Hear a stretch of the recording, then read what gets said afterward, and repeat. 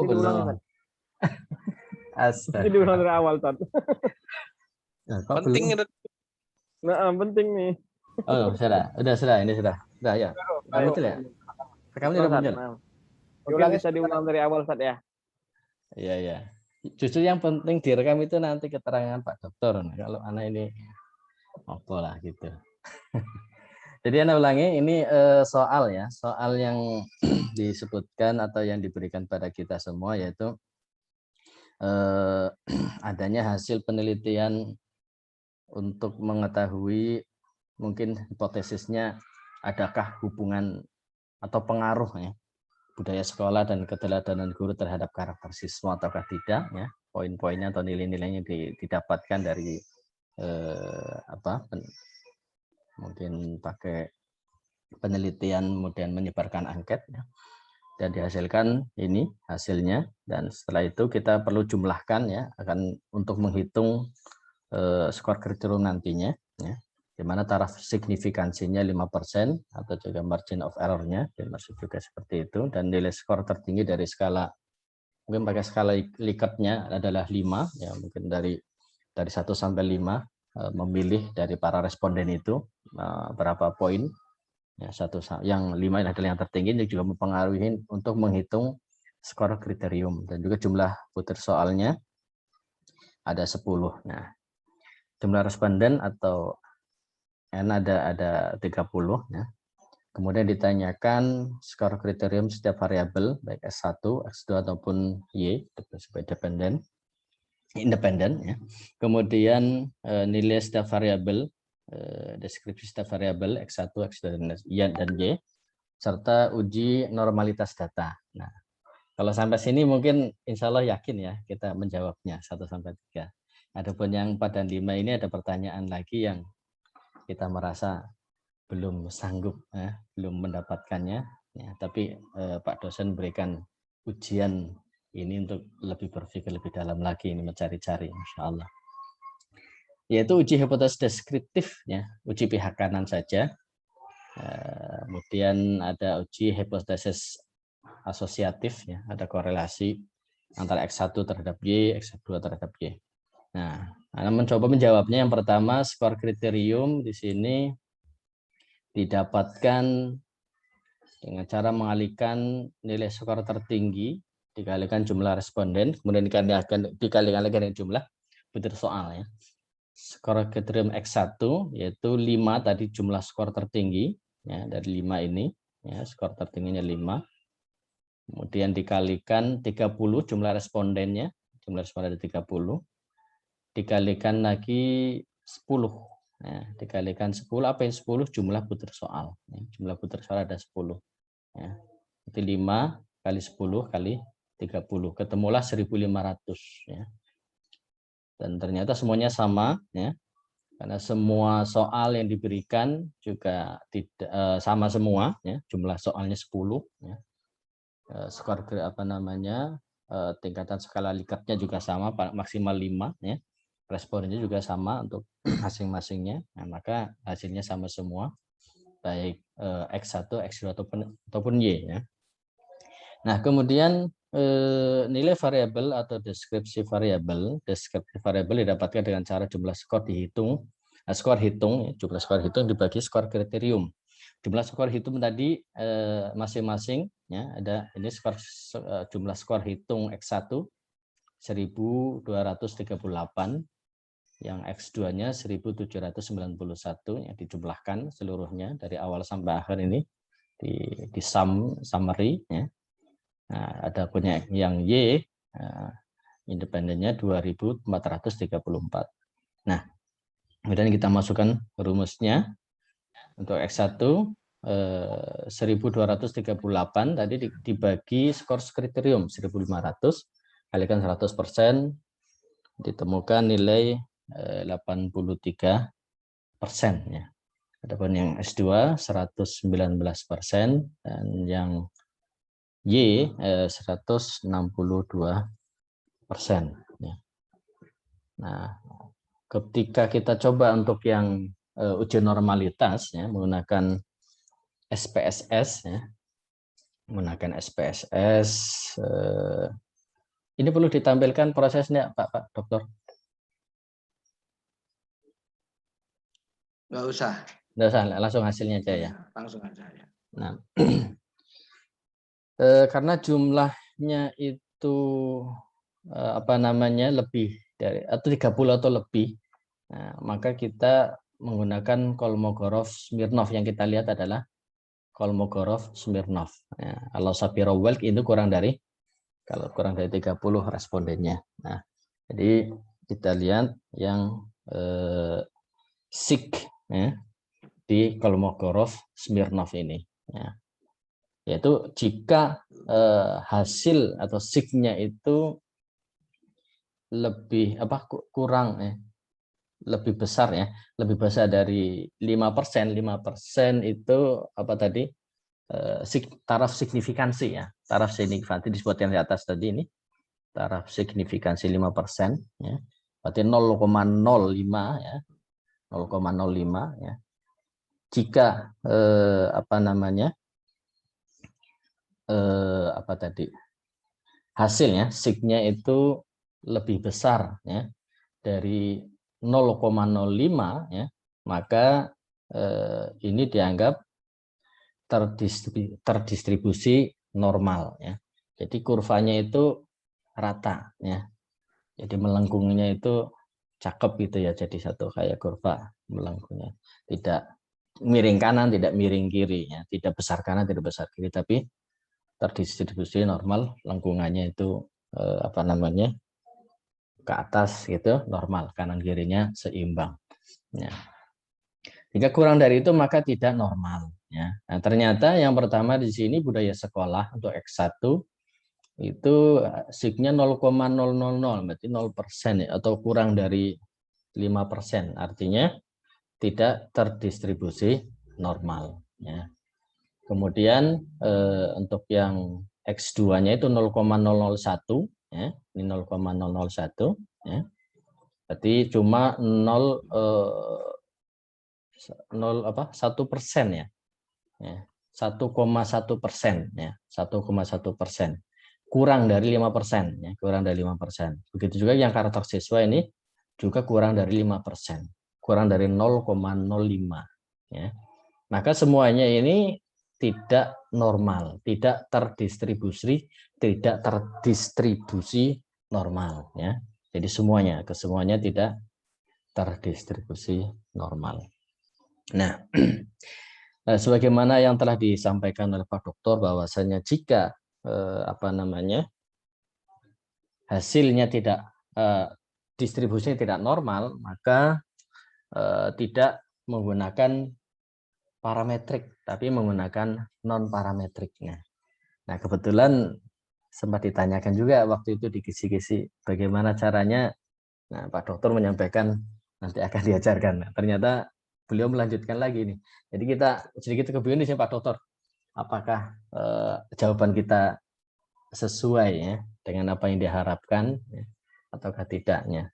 Sehingga setelah kita cari-cari ya, mudah-mudahan ini yang bisa apa namanya yang bisa diharapkan oleh Pak Dokter sebagai Pak dosen ya, yaitu ada kelanjutannya hipotesis deskriptif menggunakan uji T atau T hitung ya nanti, yaitu pihak kanan saja ya, di mana kebetulan ini tidak pakai non parametrik ya. Ketika Anda mengujinya ini pakai yang atas itu, bukan yang non parametrik. Sehingga hasilnya seperti ini, pakai one sample test. Kayaknya ini salah Pak Dokter, agak ragu-ragu itu Pak Dokter. Nah, jadi mungkin kalau Anda melanjutkan kayaknya meragukan, jadi tidak yakin mau melanjutkan penjelasan Pak Dokter. Ya, oke, bagus. Coba di bawahnya saya pengen lihat, teruskan ke bawah. Baik. Nah,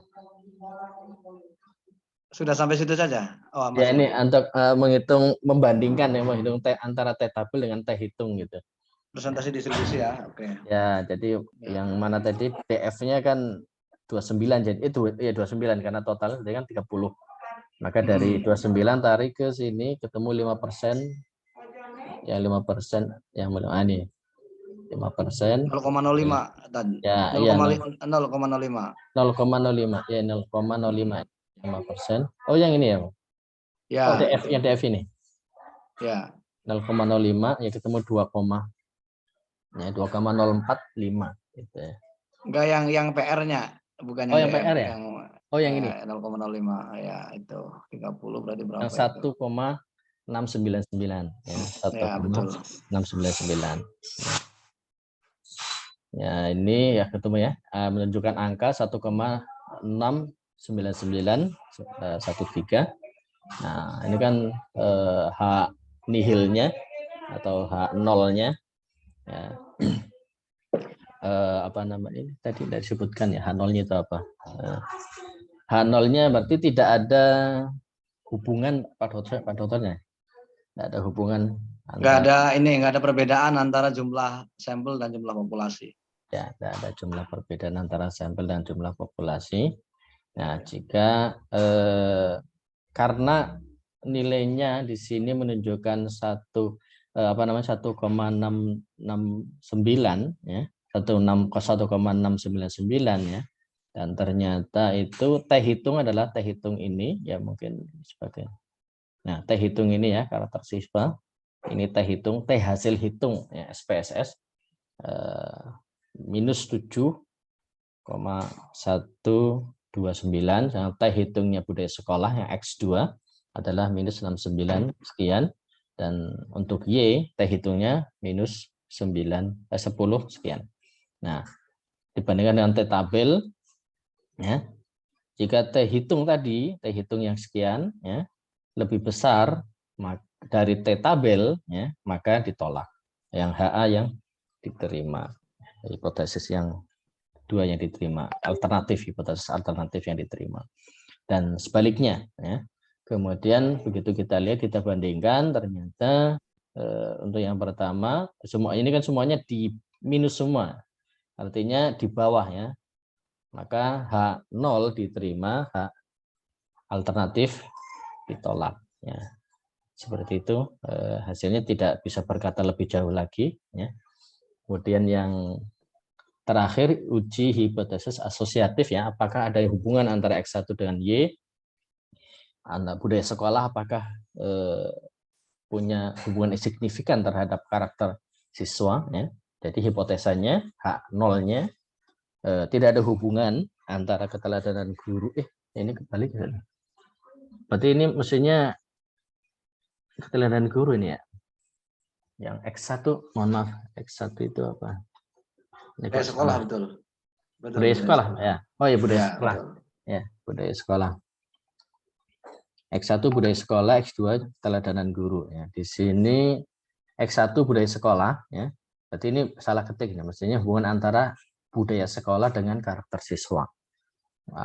Yang H alternatifnya ada hubungan antara budaya sekolah dengan karakter siswa ya. Maka jika nilai signya kurang dari 0,05, kurang dari 5%, maka ada korelasi atau hubungan yang signifikan antara X1 budaya sekolah dengan Y karakter siswa. Artinya H alternatif diterima ya. Kemudian jika nilai signya lebih besar dari 5%, maka tidak ada korelasi yang signifikan antara X1 budaya sekolah dengan karakter siswa. Artinya budaya sekolah tidak berpengaruh terhadap karakter siswa. Ya, nolnya diterima. Nah, kita lihat di sini dari ini keteladanan guru lah, subhanallah. Ini berubah anak-anak agak mungkin salah, mestinya yang ini Pak dosen kebaliknya, capture-nya kebalik, penempatan gambarnya. Ya, budaya sekolah itu signya 0,8 ya, berarti 84% ya, 84%, 0,848 ya. Atau mungkin kita ini karena ada kebalik, ada yang terbalik ya, mohon maaf. Mungkin kita bahas yang keteladanan guru ini, mestinya X2 ini ya. Ini 0,9 ya. 0,90 atau 90%. Artinya lebih besar dari tadi juga budaya sekolah juga lebih besar karena 80% tadi juga ya, 80%, 84%, 85%. Ya, artinya itu lebih besar dari 5%, ya. Lebih besar dari 0,05, ya. Maka HO ya, H0 diterima. Artinya tidak ada hubungan, ya. Tidak ada hubungan yang signifikan antara keteladanan guru maupun tadi budaya sekolah juga karena tinggi sekali juga di atas 5% juga tidak ada hubungan yang signifikan antara budaya sekolah terhadap karakter siswa juga keteladanan guru terhadap karakter siswa. Tidak ada hubungan yang signifikan. Jadi tidak berpengaruh signifikan terhadap karakter siswa untuk X1 dan X2-nya. Ya. Demikian Pak dosen. Jadi dua-duanya tidak. Baik, Dad, bentar, itu jangan di-close dulu. Ada yang Ya, mau baik. ini enggak? Yang lainnya ada yang mau mencoba untuk mempresentasikan? Barangkali Ustadz yang lain barangkali ada enggak? Ada lain enggak? Enggak ada. Baik, nanti untuk perbandingan saya. Tad, ke atasin, Tad. Baik. Bentar. Nomor berapa? Ini aja di Yang 4. kriterium. Ya. Ya. Baik, terima kasih Ustadz Arifin. Cukup bagus walaupun ijtihadnya sangat luar biasa ya. Walaupun memang data yang saya distribusikan itu data acak. Saya tidak memikirkan data itu kelak normal apa enggak normal. Data ini betul-betul data yang saya tembak berdasarkan acak. Ya. Jadi mengalir saja ya gitu. Jadi tidak ada rancangan khusus bahwa data ini harus normal, enggak ada. Ya. Saya acak saja dan kita sama-sama mengamati data acak-acakan ini apakah hasilnya acak-acakan apa enggak gitu ya. Nah, coba ke distribusi data ke atas, distribusi data. Kita bermain logika dulu lah. Oke, logis dulu ya karena karakter ilmiah adalah logis. Baik, skor maksimal Likert berapa? 5. 50. 5, oke. Di sini 5. Ya, oke, 5 ya. Jumlah butir soal berapa? 10. 10. Oke ya. Semuanya 10. Jika satu respondennya berapa? 30. 30, oke. Oke, ya, ingat dulu. Jumlah butir soal 10, skor maksimal 5. 5. Oke ya. 5. Kalau satu responden saja kita ambil menjawab 5, skor 5 dari beberapa item dengan jumlah butir soal 10, 5 kali 10 berapa? 50. Jadi skor maksimal per Responden. berapa? 50. Kita lihat distribusi data. Distribusi data Pak, ke atas. Nah, berapa Pak skornya Pak? Ada 88. Ya, gitu, ya. Ada 790 ya, melebihi 50. Maksudnya paham nggak Pak? Iya, berarti ini apa ngaco isinya? Mengapa? Saya tanya. Data error nih. Letak kesalahannya nanti berujung pada tahapan mana Pak? Uji T. Skor kriterium. Nomor 4 Pak. Skor kriterium. Kelihatan bahwa data formalitas. ini tidak valid, itu kelihatannya di mana? Melebihi skor tertinggi. Enggak, di tahapan berikutnya Pak, maksudnya. Oh. Kelihatannya di mana?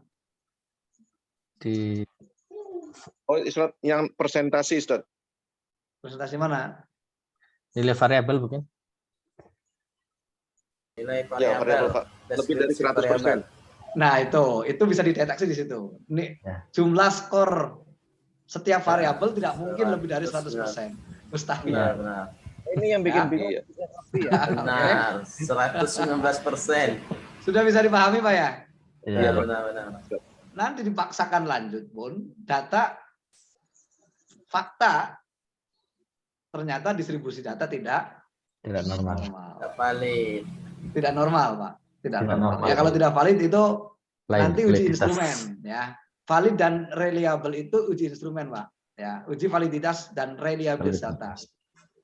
Ya. Tetapi kalau sudah masuk pada, ya, jadi kalau data sudah tidak normal, tapi ini jangan jadikan patokan, Pak, ya, jangan jadikan patokan tadi. Data kalau sudah normal, kemungkinan besar ada alur yang salah atau datanya salah, bias. Ya. Data tidak normal, kemungkinan, bukan dipastikan ya, bukan dipastikan nih, bahasa saya bukan pasti, tapi mungkin. Nah, data tidak normal itu, data tidak berdistribusi normal, kemungkinan satu, responden mengisi acak-acakan, asal-asalan, ya. Peneliti sudah mengasih skor kriterium tertinggi, skor tertingginya 5, tapi ada yang ngisi umpamanya 10, atau mungkin ketika mentabulasi data, memindahkan data angket, kalau responden saya kira nggak mungkin akan lebih dari 5, karena sudah ditentukan skornya, kan? Pilihan, ya. Ya, kemungkinan besar ngisinya ngantuk mungkin, ya. Ya, ketika mentabulasi data, peneliti memindahkan data, hasil data angket dari responden ke komputer, itu ngantuk gitu ya. Kalau memang menggunakan angket kertas, tapi kalau angketnya Google Form ya tinggal pindahkan saja. Kemungkinan ngantuk, ngisinya ada yang 5, 10 gitu, ada yang 10, ada yang 20 gitu. Nah, itu ya. Nah, kesalahan seperti ini kemungkinan ada pada peneliti itu sendiri, bukan pada responden. Ya, kalau kelebihan gitu ya. Ada juga kemungkinan kenapa tidak normal itu karena distribusi data tidak memandang psikologi siswa, psikologi responden, responden saja biar umum. Nah, responden ketika mengisi, apa yang dia isi tidak menampilkan apa yang ia inginkan. Nah, itu juga bisa tidak normal. Tetapi bukan berarti angka yang tidak normal, angka atau data yang menyebabkan distribusi itu tidak normal, tidak semuanya karena kesalahan responden atau peneliti. Bisa jadi memang faktanya seperti itu. Data itu tidak normal. Jadi data tidak normal itu perlu dicurigai. Ya, perlu dicurigai bahwa ada mekanisme yang tidak tepat dalam alur-alur tahapan-tahapan item-item yang disajikan oleh peneliti kepada responden. Tetapi kalau alur itu nanti ditelaah oleh peneliti dari mulai A sampai Z, ternyata memang datanya konsisten seperti itu. Contoh umpamanya menyebar angket, kan sebelum angket itu disebarkan secara serius dalam bentuk penelitian, tentu kan ada uji eksternal kan ya, uji validitas eksternal. Nah, itu sebenarnya sudah diuji berkali-kali. Nah, sebenarnya data seperti ini tidak perlu terjadi karena apa? Antisipasi data tidak normal dengan berbagai macam sebab itu sudah selesai ketika uji normalitas data. Uji validitas dan reliabilitas instrumen. Ya. Jadi ketika kita menguji instrumen, uji validitas dan reliabilitas instrumen, sama saja kita telah menguji data. Ya, sama saja kita telah menguji data. Dan kalau data ini secara konsisten sudah diuji validitas dan reliabilitas datanya, instrumennya itu, maka ketika disajikan pun tidak mungkin akan terjadi error seperti ini. Ya.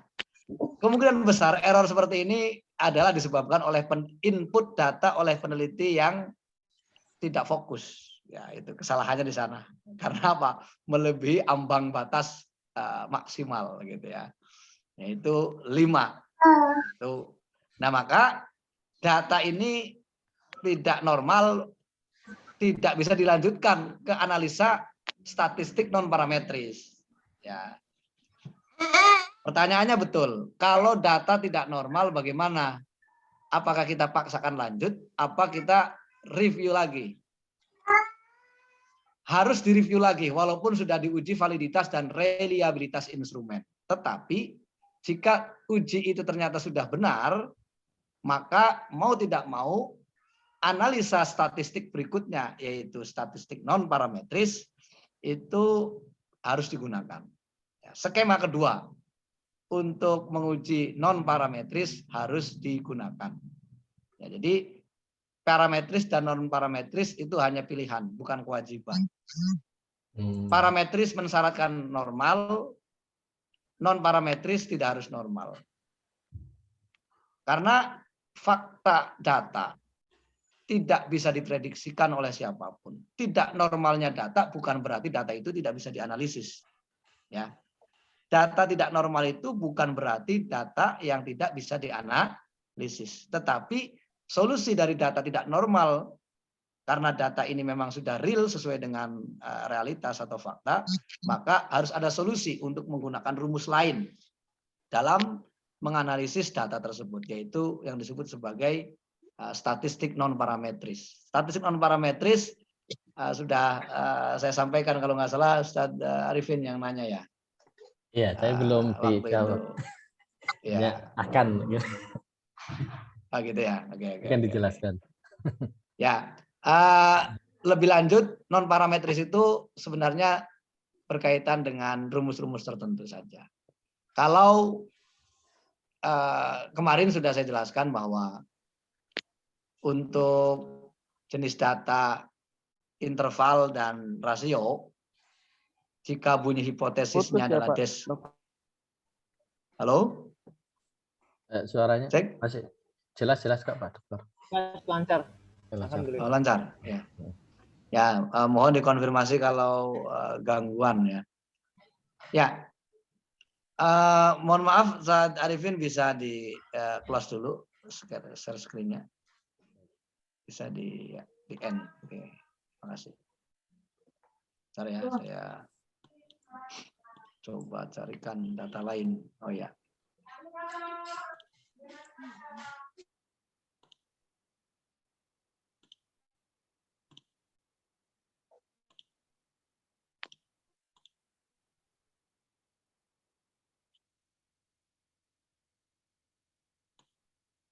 Nah, ini contoh data yang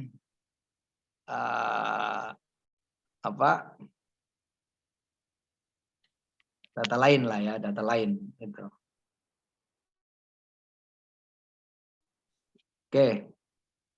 Di sini jumlah respondennya cuma 10, tapi item soalnya yang banyak 20. Kalau 4 kali 20 itu berapa? 80. 80-an ya. Oke, 80. Ya. Mungkin 5 Pak Dokter. Karena di atas 80 ada itu. Ya. Ya, tapi 1-2 ya, enggak seperti tadi. Hampir rata di atas. Oh ya, 4 di sini. 4 di atas. 4 ya. Ya, oke. Gitu ya. Nah, ini saya pura-puranya error, enggak semua data akan sama gitu ya. Kita mengilustrasikan begini. Filosofi data gitu ya. Tidak mungkin ya, kita bisa menentukan kepastian hati nurani responden itu menjawab dengan sungguh-sungguh. Pasti ada yang asal-asalan, walaupun banyak peneliti yang berusaha untuk mengkondisikan responden agar data itu sesuai dengan hati nurani. Jadi gini, kalau ditanya data yang valid itu data apa sih? Bukan data 432-nya, tapi data yang betul-betul merepresentasikan hati nurani dari responden. Contoh, budaya sekolah tentang kebersihan di sekolah Anda baik.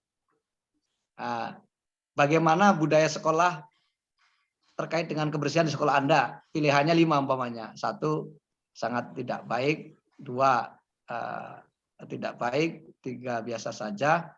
4, baik. 5, sangat tidak baik. Nah, di balik angka itu adalah hati nurani. Ya, di balik angka itu adalah hati nurani. Nah, itu tidak bisa kita lihat ya, kecuali kita hanya berhusnudzon terhadap angka yang merepresentasikan responden. Ketika jawab 5, bisa jadi dia hanya asal-asalan 5. Tidak memperhatikan perintah kerjanya. Nah, atau bisa jadi dia menjawab 5 karena tidak enak, takut nanti dicirian. Nah, bisa jadi begitu ya. Makanya kadang nama respon itu di blind. Dihilangkan. Tapi walaupun dihilangkan, ada kecenderungan budaya di kita, responden merasa tidak enak. Walaupun namanya dihilangkan karena apa? Akan merepresentasikan kelas. Pokoknya dia sudah bisa ya, mahasiswa atau anak-anak SMA kelas 3, kelas 2 ya. Itu sudah bisa berpikir nanti kelas kita akan dipandang kurang bagus karena mengisi tidak baik. Nah, itu data seperti itu akan mempengaruhi jawaban-jawaban yang objektif dari responden. Ya. Nah, oleh karena itu data ini pasti akan mengalami kebiasan dalam faktanya. Tetapi seminimal mungkin dalam hal ini peneliti menjaga agar data tidak merepresentasikan keinginan dari responden. Caranya tentu dengan teknik-teknik tertentu.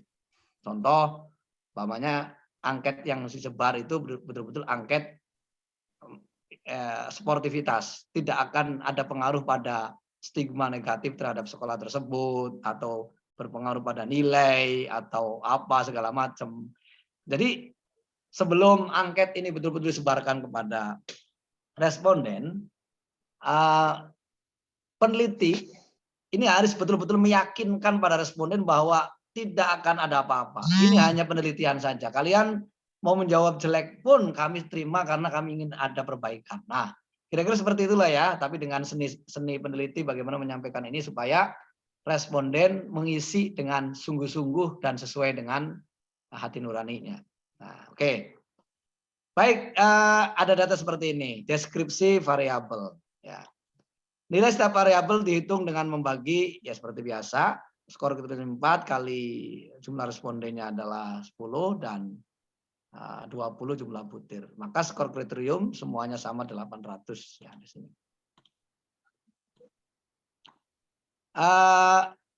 X1 ya, kita deskripsi variabel dulu. Nah, tadi begini. Deskripsi variabel itu bukan menguji hipotesis ya. Ingat. Deskripsi variabel itu berbeda dengan hipotesis deskriptif. Ulangi. Deskripsi nilai setiap variabel itu bukan menguji hipotesis deskriptif. Ada yang bisa menjelaskan apa perbedaan penyajian data dengan bentuk data deskriptif dengan hipotesis deskriptif? Ada yang bisa? Ya nggak apa-apa menjelaskan, namanya juga berijtihad.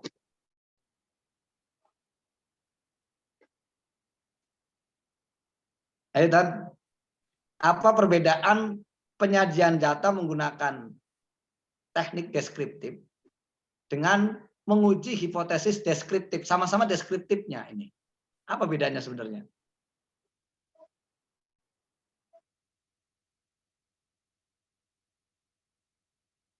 Masih belum ini. Nah, statistik itu bicara tentang alur. Kalau kita angka logis pun kita tidak akan menemukan apa-apa kecuali hanya setumpukan angka tanpa kita ketahui alur angka itu maksudnya bagaimana. Oke, begini. Saya logikakan mengapa di sini ada penyajian data. Ya, ini saya sebut sebagai penyajian data. Pada penelitian kualitatif, ya, ini disebut hasil penelitian. Ya, ingat, pada penelitian kualitatif ini disebut sebagai hasil penelitian. Contoh, ini kualitatif ya, saya membandingkan dulu. Data tentang budaya. Budaya sekolah menurut guru PAI sangat baik. Itu sangat baik. Hal ini dapat dilihat dari kedisiplinan para guru dalam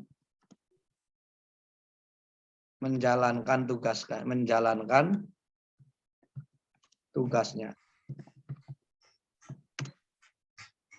Namun dari segi karakter nampaknya masih perlu ada perbaikan. Ini karena karena karakter belum merepresentasikan dia sebagai guru dengan berbagai macam hal, terutama perilaku, berucap, dan tutur kata atau tutur kata. Nah, ini penyajian data ini dalam statistik itu namanya statistik deskriptif. Jadi kita tidak akan mengungkapkan seperti peneliti kualitatif seperti ini, yang bentuknya kalimat, ya. Tapi kita langsung kepada X, umpamanya tentang motivasi, umpamanya ya. Langsung aja penyajian datanya gini.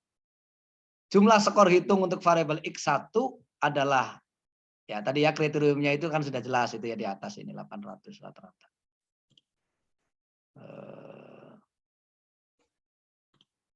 X1 752. 752 itulah skor total ya. Kriteriumnya 800, nilai X-nya adalah 752 dibagi 800 kali 100 berarti 90% dari yang diharapkan. Yang diharapkan berapa? 100%. 100%. Betul. Jadi tinggi ya. Jadi yang menjawab jadi cukup sangat tinggi, artinya baik. Motivasi belajar atau budaya sekolah umpamanya, motivasi belajar di kelas tersebut di sekolah itu pada mata pelajaran pendidikan agama Islam itu mendekati 100%. Kurang 6% saja berarti 94%. Nah, penerjemahannya. 94% siswa termotivasi untuk mengikuti pelajaran tersebut. Bisa dipahami ya, Pak San? Ya. 94% siswa termotivasi mengikuti mata pelajaran PAI di kelas itu di sekolah tersebut. Oke, nah itu tuh cara menafsirkannya. Nah, kalau kualitatif tadi begini. Jadi ungkapan sangat baik itu terlihat dari bagaimana guru berangkat, pulang, disiplin mempersiapkan RPS. Nah, pokoknya motivasi itu contoh ya. Kalau dikualitatifkan ini kan kita langsung aja 94% siswa termotivasi. Ya. Jadi yang lainnya ya cuman berapa persen, cuman 6% tidak termotivasi. Itu faktor lain mungkin karena faktor orang tuanya yang kurang peduli dan sebagainya gitu. Tapi mata pelajaran tersebut disampaikan oleh guru itu sangat menarik sehingga anak termotivasi. Umpamanya begitu. Nah, motivasi siswa, nah gitu ya. Motivasi siswa sangat baik. Terutama ketika mereka mencari informasi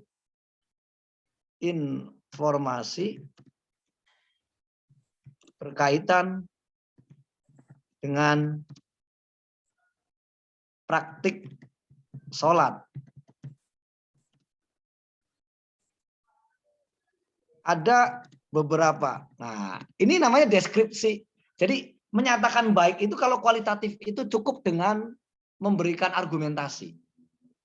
Ya, kalau kualitatif. Tapi kalau kuantitatif cukup mereka termotivasi belajar pendidikan agama Islam. 94%. Ya. Yang lainnya mungkin siswa yang lainnya ya ada hal-hal yang masih belum bisa diketahui faktor-faktor lain. Ya, oke ya. Yang kedua, umpamanya bimbingan tadi ya, bimbingan. Ya, ya kan di sini kan tadi ada 109, tadi yang data di UTS itu kan 119%, berarti melebihi jumlah total, gitu ya. 119% dari yang diharapkan. Dari berapa 100%, melebihi berarti ini. Luar biasa, data ajaib gitu ya. Gitu. Nah, jumlah skor hitung variabel X2 adalah 706, skor kriterium 800, jadi nilai X2-nya adalah 706 dibagi 800 kali 100, sama dengan 88,25% dari yang diharapkan. Yang diharapkan 100%.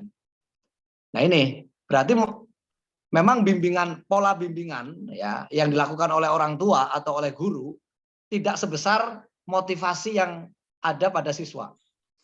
Ya, itu kita membacanya seperti itu. Karena presentasinya ternyata bimbingan itu lebih kecil daripada motivasi. Ya, bimbingan cuma 88,20%. Tapi ini bisa dikatakan tinggi.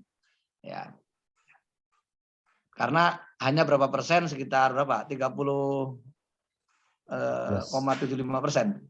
12%. 12 ya, 12%. Oke, Y-nya tentang prestasi. Jumlah skor hitung, ya tadi kalau kualitatif cukup disampaikan begini. Kalau kualitatif ya data saja, data dengan data. Tesis, antitesis, sintesa. Nah, prestasi yang Y, jumlah skor hitung adalah 386, skor kriterium 800, nilai variabel Y sama yaitu 786 bagi 800 kali 100, 98% dari yang diharapkan 100%. Ini luar biasa. Jadi kita bisa menerjemahkan angka 90% itu lebih tinggi daripada 94% lebih tinggi daripada 88%. Secara individu, ingat, deskriptif, ya namanya deskriptif. Secara individu, variabel ini skor yang paling tertinggi adalah tentang prestasi. Ya. Prestasi belajar itu lebih tinggi daripada motivasi, lebih tinggi daripada bimbingan. Luar biasa. Apakah betul? Nah, kan gitu pertanyaannya.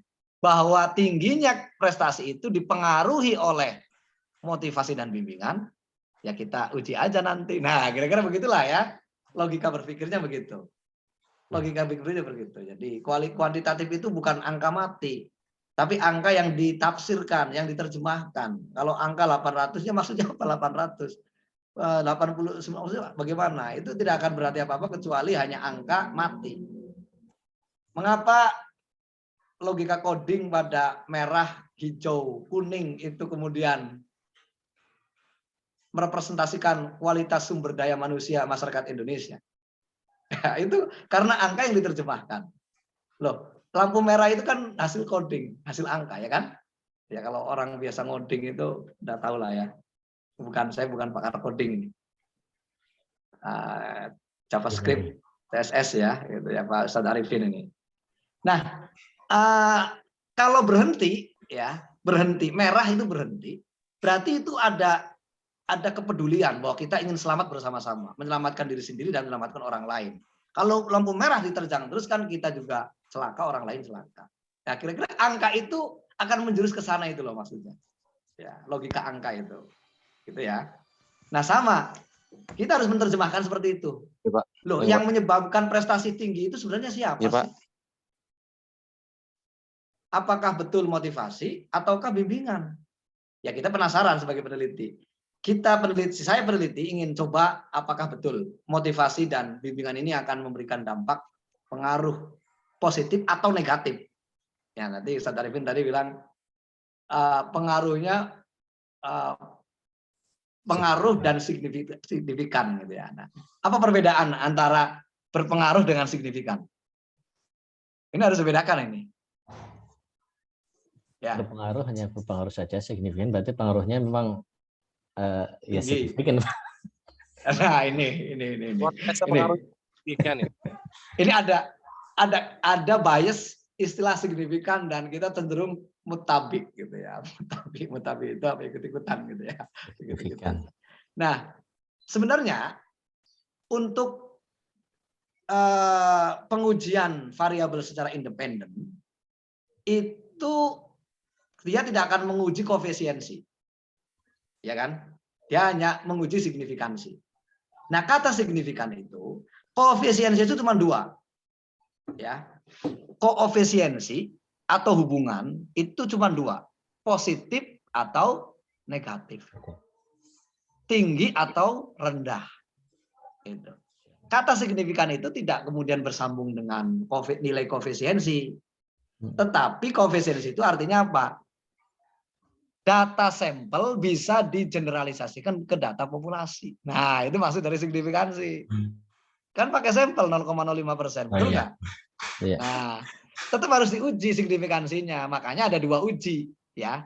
Uji koefisien korelasi menggunakan persen per common dan uji signifikansi yang disebut sebagai taraf signifikansi. Gitu. Jadi ada yang berpengaruh, tapi ada pengaruhnya signifikan, dan ada yang berpengaruh tapi tidak signifikan, gitu Pak Dokter. Kalau kita menggunakan data sampel dari populasi yang ada, itu harus menggunakan kata signifikan. Walaupun itu bukan kata baku ya, sebenarnya bisa diganti signifikan itu.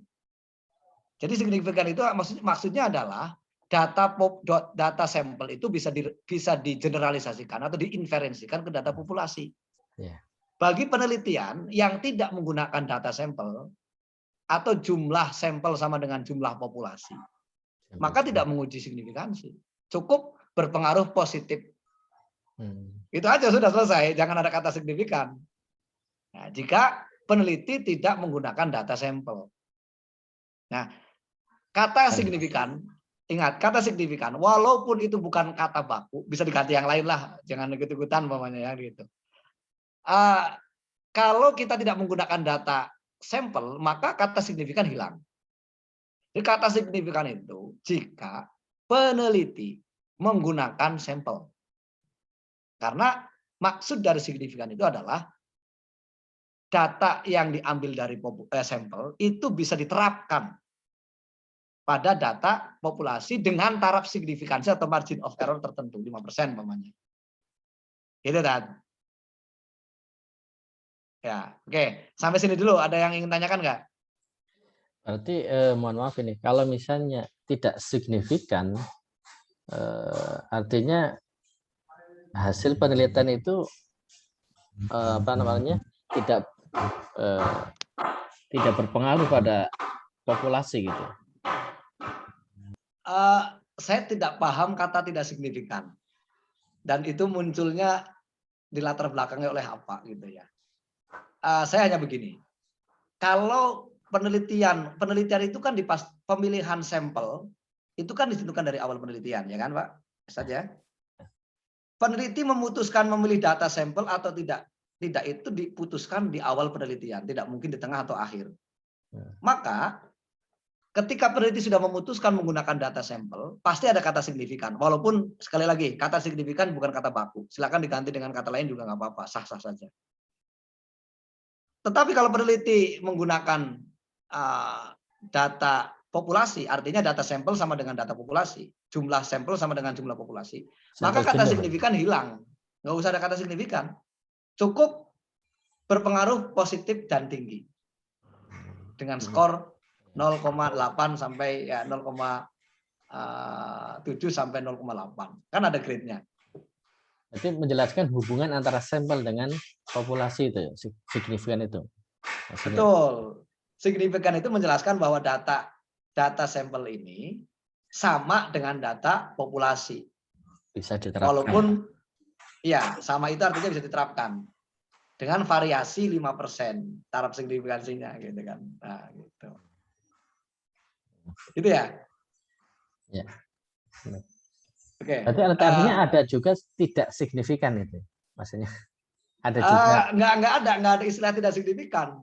Nggak usah. Kalau gini, kalau dari awal tidak menggunakan data sampel, maka kata signifikan hilang. Kenapa harus kata signifikan? Kan menggunakan data sampel, menggunakan data populasi. Sampel jenuh maksudnya, Pak dosen. Maksudnya semua anggota populasi itu yang diteliti. Ya, data gini, kan tadi margin of error itu kan gini, populasinya 100, ya kan? Dan kalau mau ngambil 5% taraf signifikansinya atau margin of error-nya, itu kan 78. Nah, 78 itu bisa diterapkan ke 100. Nah, itu kata signifikan itu. Data yang 78 responden itu bisa diterapkan ke data 100 responden. Tapi dengan taraf signifikansi 5%. Itu maksud dari signifikan. Kalau menggunakan 100 data atau data sampel sama dengan data populasi, maka nggak ada kata signifikan. Cukup begini aja.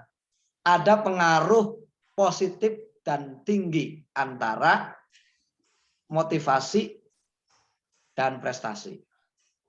Antara bimbingan dan prestasi. Antara motivasi bersama-sama bimbingan terhadap prestasi. Kalau pakai korelasi ganda pokoknya. Itu nggak usah kata signifikan. Itu saja. Oke, bertahap dulu satu-satu. Nanti saya buka pertanyaan lagi. Sementara direnungkan dulu. Baik, selanjutnya ini sudah ya. Ini deskripsi setiap variabel istilah saya gitu ya. Nah, kemudian diuji normalitasnya. Ya, data yang diambil adalah data sampel. Hasilnya akan digeneralisasikan ke data populasi. Nah, makanya saya di sini ada kata-kata parametris. Ya, karena apa? Perbedaan antara parametris dan parametris adalah terkait dengan apa? Distribusi data. Ya, distribusi data normal apa tidak normal gitu maksudnya. Ya kan? Parametris. Syarat menggunakan statistik parametris adalah data harus normal. Syarat. Jadi makanya ada uji prasyarat. Uji prasyarat itu berkaitan dengan data bisa dianalisis dengan menggunakan statistik parametris jika data tersebut berdistribusi normal. Syarat sah sholat adalah wudhu. Ya kayak wudhu. Kalau nggak wudhu nggak bisa sholat. Apa? Ya tidak bisa sholat. Pokoknya harus cari yang lain. Apa? Gitu. Kalaupun sholat bukan nggak ada karena halangan, wudhu tidak bisa karena tidak ada air dan tidak ada debu di AC dan sebagainya. Sholatnya adalah lihurmatil waqti kan gitu.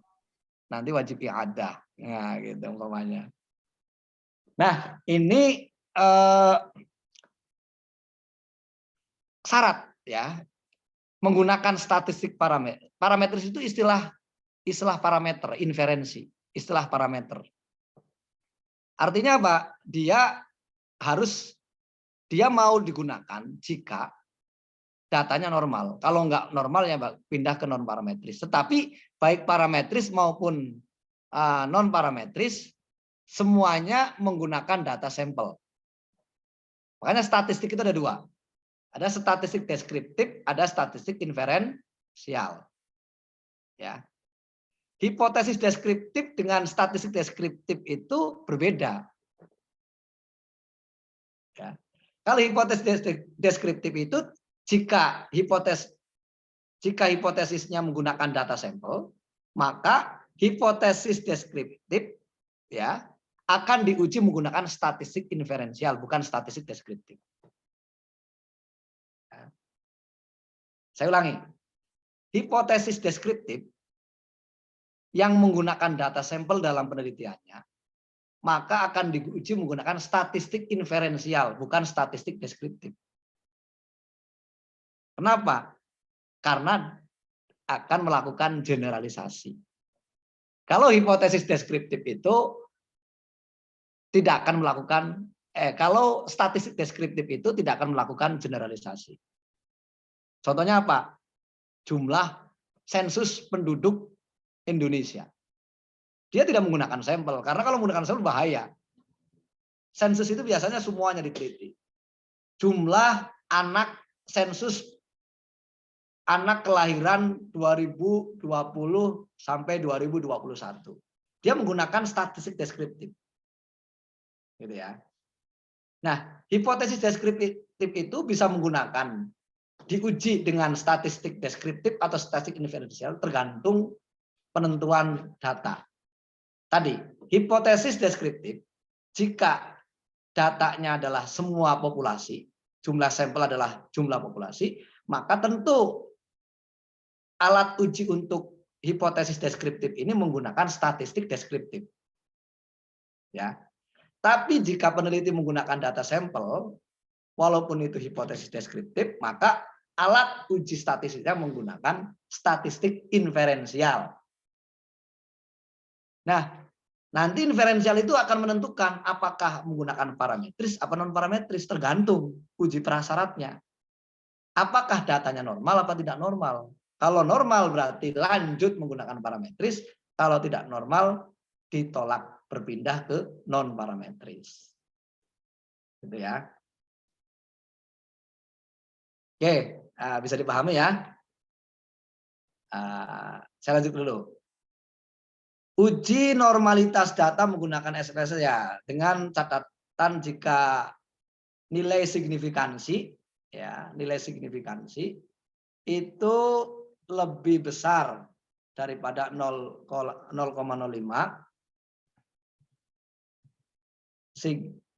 jika nilai sig lebih besar daripada 0,05, maka data normal.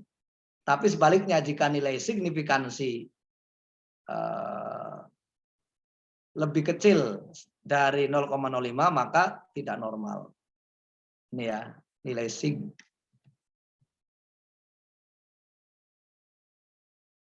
Nah, ini data ceritanya ini, data ceritanya. Ada yang bertanya Pak dosen, itu inferensial itu apa maksudnya? Inferensial itu artinya data sampel itu bisa diterapkan di data populasi. Inferensi itu gini, ya tadi. Inferensi gini. Saya meneliti 78, tadi kan populasi kan 100. Ya kan? Respondennya 100 orang.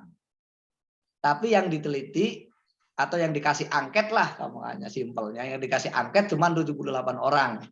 Dengan taraf signifikansi 5%. Nah, hasil data 78 orang ini itu bisa diinferensikan ke jumlah 100 orang. Jadi kalau saya bilang begini, motivasi belajar siswa di kelas ini itu 85%, wow, bagus ya.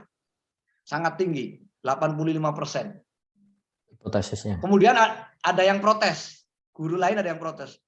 Oh, kamu kan ngujinya cuma 78 orang, sedangkan jumlah siswanya di situ 100. Nggak bisa lah kamu memberikan keputusan. Jangan begitu. Saya punya argumentasi untuk margin of error. Dengan margin of error 5%. Nah, gitu. Jadi dia, seorang peneliti, itu bisa mengumumkan di halayak ilmiah bahwa data yang diambil walaupun 78 bisa dia simpulkan yang 100. Tetapi dia harus jujur juga sebagai peneliti menampilkan bahwa margin of error-nya adalah 5%. Jangan kemudian disembunyikan. Wah, dari mana? Ya pokoknya saya 85% motivasinya bagus. Tapi tidak dijelaskan taraf signifikansinya, berarti tidak jujur gitu. Gitu ya. Kalau orang ilmiah pasti akan nanya berapa margin of error-nya. Makanya kalau ribut-ribut pilkada, pilkades ya, pilgub, presiden, itu yang diributkan itu margin of error pasti. Kalau perdebatan di TV itu berapa? Oh, bangga sekali kalau margin of error-nya 0,03%. Waduh, hebat sekali 0,03% itu. Berarti gitu kan. Kenapa 0,05%? Karena dia pakai cluster sampling. Dia pakai cluster wilayah. Ini teknik lagi itu nanti. Teknik sampling itu memang unik ya untuk mempengaruhi jumlah votes ya pemilih itu. Karena itu bagian dari politik ilmiah. Jadi kadang lembaga survei juga kadang objektivitasnya membingungkan karena ada dipengaruhi oleh unsur politik. Ya wajar lah. Ada kepentingan. Makanya rebutan margin of error. Pasti yang akan dibicarakan margin of error dan variabel yang diteliti. Apakah karismatiknya kan begitu ya. Itu kan akan menggiring orang untuk oh ya dia berkarismatik kan gitu ya. Apakah kinerjanya, apakah pengaruh terhadap dunia internasionalnya itu tergantung variabelnya. Mohon maaf Pak dosen, untuk margin of error, apakah ada batasan? Ya? Apakah ada batasan maksimal berapa gitu sehingga dikatakan ilmiah dan tidak ilmiah gitu? Ya, prinsipnya penelitian itu semakin kecil tingkat kesalahannya, ya margin of error itu kan tingkat kesalahannya, semakin bagus. Saya ulangi, semakin kecil tingkat kesalahannya maka semakin bagus. Semakin besar maka semakin kurang bagus, kurang baik. Maka beberapa mazhab seperti Isaac Mekel, Slovin, Harry King itu menetapkan standar masing-masing. Hampir rata maksimal 10%. Bahkan Harry King berapa 5% gitu ya. Slovin itu ada yang 15%. Nah, tapi semakin tinggi 15% maka data semakin diragukan. Gitu ya. Semakin taraf kesalahannya semakin tinggi, maka data semakin diragukan. Nah, bisa jadi data ini nggak akan dipakai. Kalau persaingan lembaga survei, lembaga penelitian, pasti yang sering mengambil margin of error tinggi, dia akan ditinggalkan oleh pihak-pihak tertentu yang membutuhkan data. Data tentang jumlah pendidik, jumlah siswa, kan untuk menentukan gini umpamanya ya, kira-kira yang mau disebar brosur itu di wilayah mana nih, kecamatan mana nih. Itu pasti dia akan membutuhkan data. Data tentang usia sekolah SMA agar marketnya itu marketnya jelas. Jadi kalau nyebar, umpamanya 80% kecamatan usia sekolah SMA akan melanjutkan SMA di kecamatan itu adalah 80%. Itu harus proporsional. Dia akan nyebar brosur lebih banyak daripada kecamatan lain. Nah, itu juga umpamanya tingkat ekonomi, karena biaya kita cukup tinggi di sekolah ini membutuhkan operasional sarana prasarana, maka kita akan membandingkan jumlah profesi ya. Penghasilan orang tua di atas 4 juta dan di bawah 4 juta. Nah, itu akan mempengaruhi kebijakan bagaimana sosialisasi penerimaan siswa baru. Nah, itu makanya kalau semakin tinggi margin of error-nya, maka orang yang berkepentingan terhadap data semakin tidak mau gitu. Itu manfaat praktisnya itu sebenarnya. Jadi artinya margin of error tidak berpengaruh langsung terhadap tingkat keilmiahan penelitian, tapi berpengaruh pada trust penggunanya gitu. Ya, error. Jadi dia gini, tetap objektif, tetap logis, tetap sistematis. Itu kan standar ilmiah. Tetapi data yang akan digunakan cenderung error jika digeneralisasikan. Makanya bagusnya kalau kuantitatif itu adalah populasinya besar. Ya. Jadi untuk karakter kuantitatif saya intervalkan jumlah populasinya di atas 100 sampai di atas 100. Jangan di bawah itu. Karena apa? Dia akan memakai generalisasi, nggak apa-apa. Coba 5% dari 1000 berapa? 5% dari 1000 margin of error-nya. 50. Enggak 250-an kan? 5%. Iya, 5%, margin of error 5%. Oh. Populasinya maksudnya. Ya, populasinya 1000. Sampelnya. Sampelnya mau ambil di 5%. Kira-kira berapa? Nah, itu aja Isaac Mekel tuh, lihat. Oh, enggak hafal ya. Dua setengahan. 250. Ya kan? 250-an bisa disimpulkan untuk 1000 orang. Untungnya bukan main. Nah, itulah makanya penelitian itu ngirit biaya itu di situ. Jadi kalau seandainya taraf signifikansi itu disebutkan, jumlahnya populasinya 1000 yang diteliti, yang akan diteliti, tapi ngambil sampelnya cuma 10 orang. Gimana orang mau percaya terhadap hasil riset kita? Walaupun objektif betul, tapi tidak bisa merepresentasikan, tidak bisa kemudian orang akan percaya 1000 orang itu akan hasilnya sama. Karena apa? Dia cuma mengambil 10 orang gitu. Nah, gitu. Nah, secara ilmiah dibenarkan, tetapi keputusan dia ketika menginformasikan hasil penelitiannya itu tidak akan diterima oleh masyarakat ilmiah. Karena dari 1.000 populasi yang diambil cuma 10 orang.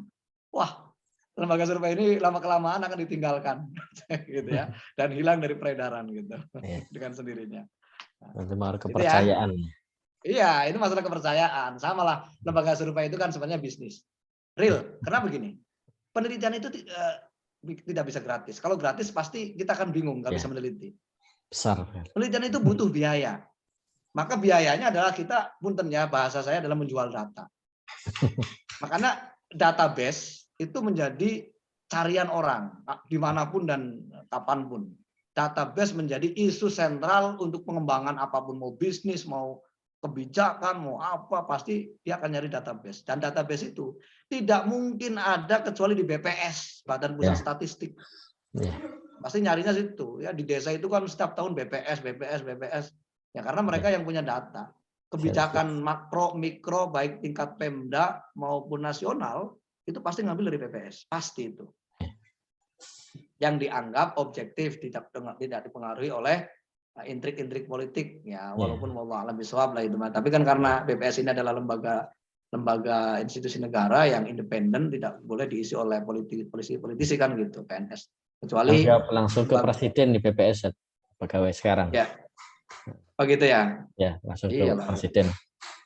Presiden langsung. Beda dengan lembaga survei-survei yang dikelola oleh masyarakat itu ya tentu dia uang dari mana untuk bisa meneliti kan? Kalau bukan dari calon DPR, calon gitu kan gitu. Dan gitulah kerjasama dengan BPS. Paling kalau BPS kan dari negara biayanya.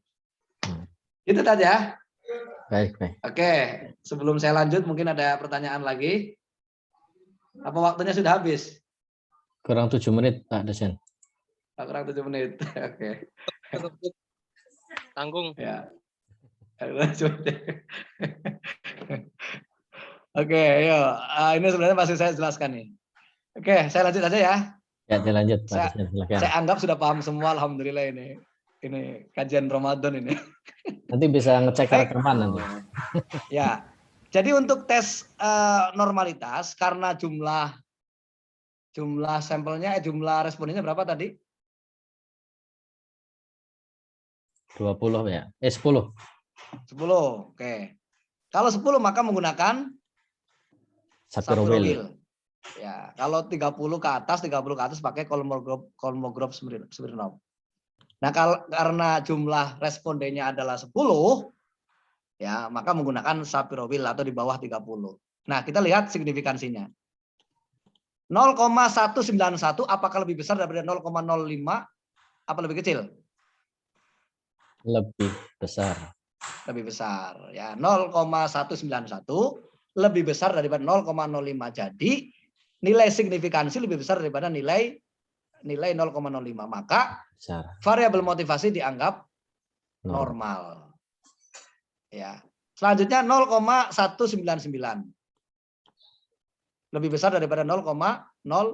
Maka nilai signifikansi lebih besar daripada 0,05. Maka variabel bimbingan dianggap berdistribusi normal. Ini terbukti nih tinggi ya. Prestasi kan tadi paling tinggi. Signifikasinya juga paling tinggi. 0,241 lebih besar dari 0,05. Maka signifikan. Maka normal. Ya. Nah, ini saya tulis jika responden kurang dari 30 maka menggunakan Sapir-Wheel. Uji hipotesis X1. Nah, ini baru karena normal maka menggunakan t-test one sample. Nah, tadi ya bahasa saya. Nah, hipotesis X1, hipotesis deskriptif adalah motivasi belajar. Nah, ini hipotesis deskriptif sekali lagi saya ungkapkan bahwa berbeda dengan statistik deskriptif. Hipotesisnya boleh deskriptif, tetapi uji statistiknya menggunakan uji statistik inferensial, bukan deskriptif. Kenapa? Karena apakah deskriptif itu maksudnya pihak kanan, Pak Dosen? Jangan ke pihak kanan dulu. Lain. Jangan ke rumus dulu. Pihak kanan itu kan rumus. Tes one sample pihak kanan. Kenapa? Ini hipotesis deskriptif, tapi nanti analisis statistiknya menggunakan statistik inferensial parametris, yaitu untuk one sample yang disebut sebagai t-test one sample. Ya. Statistik deskriptif, t-test one sample yaitu uji pihak kanan. Motivasi belajar rata-rata paling tinggi adalah 75%, yang diharapkan adalah 100%. Yang diharapkan skor tinggi 4 kali, 75% ya. Yang diharapkan adalah 4 kali 24 merupakan skor tertinggi jika semua respon menjawab nilai tertinggi, dan 20 adalah jumlah item, maka 80. Yang diharapkan 80. Beda ya. Jadi hanya 5%. Ya. Hanya 5% ininya. Motif rata-rata paling tinggi. Targetnya cuma 80%. Kan hipotesisnya kan gitu. Hipotesisnya nilai rata-rata tertinggi pertanyaan hipotesis deskriptif 2, asosiatif, hipotesis deskriptifnya ada 3, asosiatifnya 2, korelasi gandanya 1. Nah, karena gini ya. Jadi kalau kita contoh ya, ada judul gini. Saya tulis ini, pengaruh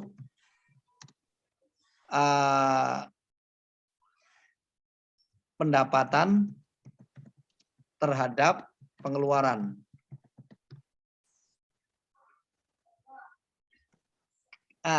Ada berapa variabel di sini? Pendapatan dan pengeluaran ada 2. Oke. Hipotesis yang akan kita rumuskan ada berapa? Hipotesisnya ada berapa kira-kira? Kita bisa X1-nya pendapatan. Ya. Pengeluarannya Y. Berarti hipotesisnya berapa? 2 atau 1? Ada 3. 3. Ya, iya 3. Nah ini deskriptif, kan saya udah jelaskan berkali-kali. Deskriptif 2. Deskriptifnya 2. Ya 2, ya kan? Secara independen, ya kan? Independen. X dan Y. Ya kan? Secara independen. Yeah. Korelasi ya atau asosiatif lah. Asosiatif ada 1. Iya. Nah itu. Kita bisa merumuskan hubungan. Iya, hubungan yang pengaruh itu, pengaruh antara X dan Y, pengaruh pendapatan dan pengeluaran. Kita tidak mungkin akan bisa menghitung koefisiensi korelasi antara X dan Y tanpa menghitung dulu nilai pendapatan dan pengeluaran atau hipotesis di pendapatan dan pengeluaran. Gitu ya. Nggak mungkin kan? Makanya sebelum kita menghitung koefisiensi antara X dan Y, kita terlebih dahulu harus menghitung nilai X dan Y-nya. Ya. Kalau hipotesis itu adalah uji untuk koefisiensi untuk signifikansi. Ya. Ini uji hipotesis X1 itu saya kurungi signifikansi. Signifikansi. Artinya apa? Menguji bahwa data sampel itu bisa diterapkan di data populasi gitu. Mohon maaf Pak dosen, ini 75% itu dapat dari mana ya? Motivasi belajar rata-rata paling tinggi 75%. Di perhitungan ini, bentar. Enggak, saya cantumkan ya.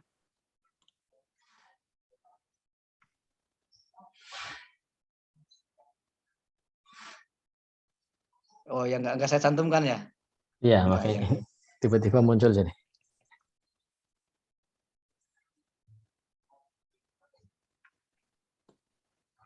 %75% itu ceritanya hipotesis deskriptif.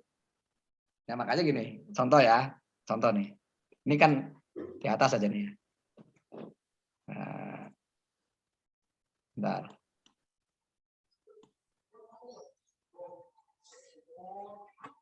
Oh ya, enggak saya cantumkan betul. Mana tadi?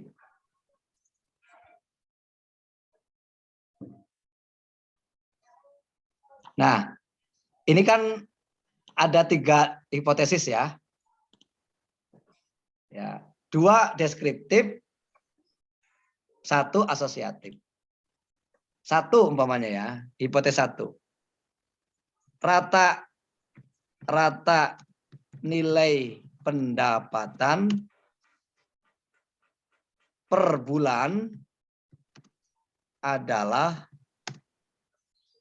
4 juta.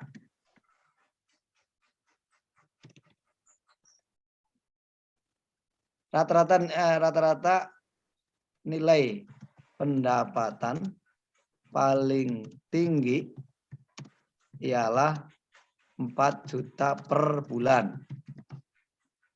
Nah, 75% itu dari sini. Ya, jadi rata-rata motivasi belajar adalah 75% dari yang diharapkan, yang diharapkan 80. Dari mana nilai 75? Dari kajian literatur. Ya, memprediksi, kan kita ada di bab 2 itu nanti tesis, ada namanya kajian literatur. Kita harus menelaah dulu. Memprediksikan 75 itu dari mana? Dari asumsi. Asumsi baru asumsi nih. Asumsi terkait dengan hasil penelitian orang lain yang setema dengan penelitian ini. Gitu. Bisa dipahami? Berarti bisa beda-beda ya, dokter? Bisa beda-beda, tergantung. Makanya kekuatan hipotesis, keyakinan hipotesis itu bergantung pada kekuatan literatur review. Seberapa banyak dan seberapa update yang penting. Makanya kalau penelitian 2021, carilah literatur yang terkini. Kalau bisa yang 2021. Walaupun ada beberapa kebijakan ya 5 tahun terakhir gitu ya, 10 tahun terakhir, tapi kalau ada yang 2021 yang baru kemarin sore terbit lah, itu lebih baik daripada kita menggunakan literatur lama. Kecuali literatur lama itu adalah founding father atau merupakan basic teori umpamanya. Teorinya umpamanya tentang evolusi. Sampai kapanpun evolusi itu digunakan, ya nggak apa-apa, itu hanya untuk wacana saja. Tapi evolusi terkini harus tahu. Mengapa kemudian sekarang ada mobil listrik? Itu kita jangan pakai teori dasar awalnya Isaac Newton tentang gravitasinya, tetapi cari teori mengapa kemudian dari bensin ke listriknya itu pakai mobil listrik umpamanya. Maka kita akan menciptakan produk baru. Kalau kita acuan literaturnya masih lama, kita tidak akan menemukan pembaruan. Nah, makanya 4 juta itu adalah ya rata-rata nilai pendapatan paling tinggi adalah 4 juta itu berdasarkan informasi. Nah, hipotesis itu kan gini. Dugaan sementara berdasarkan teori kan begitu ya. Nah, dugaan sementara berdasarkan literatur. Bukan belum fakta. 4 juta itu hanya perkiraan. Dari mana perkiraan itu? Dari literatur yang kita cantumkan. Nah, gitu Tan. Bisa dipahami ya? Baik. Ya, baik gitu ya. Ini saya cepat saja karena waktunya sudah habis ini. Nanti kalau ini kita bisa inilah ya, bisa ngobrol-ngobrol di luar inilah. Nah, ini hipotesis motivasi belajar rata-rata tinggi. Nah, yang diharapkan adalah 80%. 80 itu adalah 4 kali 20. 4 itu skor tinggi, 20 adalah jumlah item pertanyaan atau pernyataan. Nah, kita belum bahas ini nih ya, 0. Nah, ini jadi begini nanti, ini namanya uji statistik. Proses ini adalah proses ingin menguji bahwa data sampel itu bisa digeneralisasikan data populasi, gitu ya. Ingat, hipotesis itu diuji untuk mencari kepastian bahwa data sampel itu bisa diterapkan ke data populasi. Bukan mencari hubungan, bukan. Kenapa dipaketkan biasanya? Kalau HA diterima berarti ada hubungan ya. Itu mah hanya ingin memaketkan saja. Tapi substansinya bukan itu. Substansi hipotesis itu ingin menguji ya bahwa data sampel itu bisa diterapkan ke data populasi. Itu udah, gitu aja. Makanya yang diterima itu H0 bukan HA. Signifikansi itu ya. Iya, signifikansi yang diuji. Nah, kan gini. Jika H0 ya rata-rata sampel 70 lebih kecil atau lebih besar, lebih kecil atau sama dengan 75%, lebih kecil 0,75 kali 80 60 ya. Ini ya. Kalau ini yang muncul, maka H0 diterima, berarti data sampel bisa diterapkan data populasi. Tapi kalau ini HA, maka kalau keputusannya adalah H alternatif, maka data sampel tidak bisa diterapkan ke data populasi. Gitu. Nah, makanya ini apakah data merepresentasikan populasi, apakah data statistik atau data sampel bisa merepresentasikan data populasi atau tidak? Ini di sini diujinya, diuji hipotesis. Berbeda dengan hipotesis penelitian. Nah, hipotesis ada dua, ada hipotesis statistik, ada hipotesis penelitian. Tolong kalau waktunya sudah habis dan sudah ada yang nunggu, tolong konfirmasi apa sudah ada yang nunggu. Dosen berikutnya. Kalau waktu sudah habis memang dokter. Ya sudah habis saja. Habis saja, takut kejenuhan dan capek lah gitu. Udah aja ya. Otak udah panas, udah siang lagi puasa gitu kan. Kajian gitu. Luar biasa ini. Gimana, Tad? Kajian Ramadan yang luar biasa. Kalau ngaji takrib, fatul mu'in, simaan Quran itu kan biasa, Tad. Ini kajian ilmiah statistik. Islam dan statistik gitu ya. Oke. Nah, pengujian hipotesis menggunakan uji pihak kanan yaitu N sama dengan 10, hasil hitung variabel X atau motivasi X bar atau rata-rata dari 75,2, jumlah total nilai responden dibagi jumlah responden yaitu 752 bagi 10 sama dengan 75,5. Itu ya prosesnya ya. Mu-nya adalah 60, simpangan baku. Nah, ini yang hitung simpangan baku ada beda lagi. Prosesnya tidak saya tampilkan karena cukup panjang, jadi saya hasilnya saja. Standar deviasinya adalah 35,059. Cara menghitung simpangan baku, nah saya cantumkan nih. Nanti cara menghitung simpangan baku begini ya. Nilai ini simpangan baku per variabel, nilai X nilai motivasi ya. Nah, kemudian simpangan baku itu X dikurangi X bar, nanti XI dikurangi X bar dikuadratkan. Maka hasilnya ini. Nah, caranya ini ya, cara menghitung simpangan baku nih. Maka simpangan baku adalah 1229,841 dibagi 10 sama dengan 1222,9841. Standar deviasinya adalah S sama dengan akar 1229,841 yaitu 35,069. Rumus T hitung. Nah, menghitung. Nah, gitulah gitu ya. X bar dikurangi mu dibagi S sama dengan dibagi akar N. T hitung adalah 75,2 dikurangi 60 dibagi 35,069 dibagi akar 10 sama dengan 1,37. Apakah hipotesis tersebut terbukti secara signifikan? Nah, bahasa saya secara signifikan ya kan? Nah, ya kan? Bukan ini. Karena ini akan menguji kelayakan atau kepatutan gitu ya data sampel ke populasi. Apakah hipotesis tersebut terbukti secara signifikan atau tidak? Bukan pengaruh, bukan ya. Maka nilai T hitungnya di atas 1,370 dibandingkan dengan harga T tabel. Jika taraf signifikansi 0,05, N-nya adalah 10 dan DK-nya adalah 1, maka harga T tabel ialah 6,314. T tabelnya ada di daftar tabel ya, nanti cari harga T tabel. Intinya saya mendapatkan 6,314, sedangkan harga T hitungnya adalah 1,37. Jika dibandingkan harga T hitung lebih kecil daripada T tabel atau 1,370 lebih kecil daripada 6,314 atau pada daerah penerimaan HO. Nah, tadi Ustadz Arifin bicara tentang kurva. Kurva itu tidak harus menengah. Jadi kurva itu ada daerah wilayah kekuasaan. Nah, wilayah kekuasaan HO dan wilayah kekuasaan HA. Ya. Dipastikan jika T tabel T hitungnya lebih besar daripada T tabel, pasti itu akan menjurus pada wilayah HA. Ya. Tapi kalau harga T hitungnya lebih kecil daripada T tabel, maka dipastikan, nah bahasanya dipastikan, itu diterima pada wilayah HO. Hasilnya adalah HO diterima, HA ditolak. Nah ini Intinya di sini. Artinya apa? Kalau HO diterima dan H ditolak, artinya data sampel atau data statistik itu bisa diterapkan atau bisa digeneralisasikan, bisa diinversikan ke data populasi. Allah alam bisawab. Gitu. Udah ya. Nanti lagi udah ini. Nah, saya yakin nggak ada yang tanyakan karena waktu sudah habis dan sudah lelah gitu.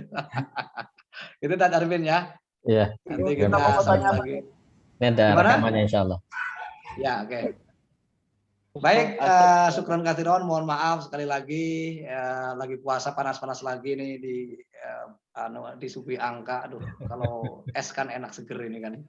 Semoga menjadi berkah untuk kita semua. Nah, tatim liko anabi kiroati hamdalah jami'an.